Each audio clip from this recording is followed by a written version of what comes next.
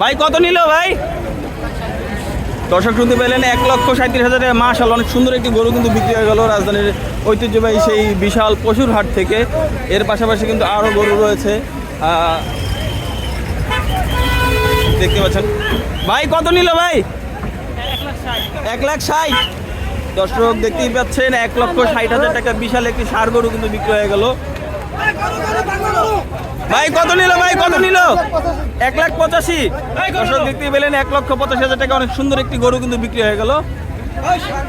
ভাই কত নিল ভাই? 80। মাশাআল্লাহ, অনেক সুন্দর হয়েছে ভাই।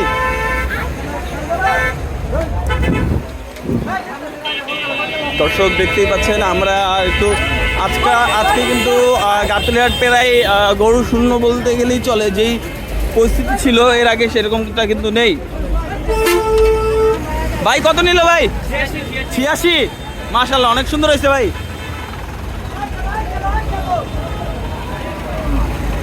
দর্শক প্রতিনিয়তই সব রকম গরু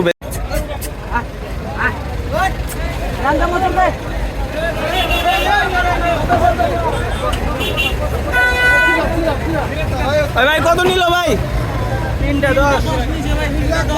3টা 10 লাখ। দর্শক দেখতে পেলেন এই 3টি গরু একে একে চলে যাচ্ছে। 3টি গরু 10 লক্ষ টাকা। মাশাআল্লাহ, অনেক সুন্দর 3টি গরু কিন্তু দর্শক 10 লক্ষ টাকায় কিনে নিয়ে গেল এই মাত্র।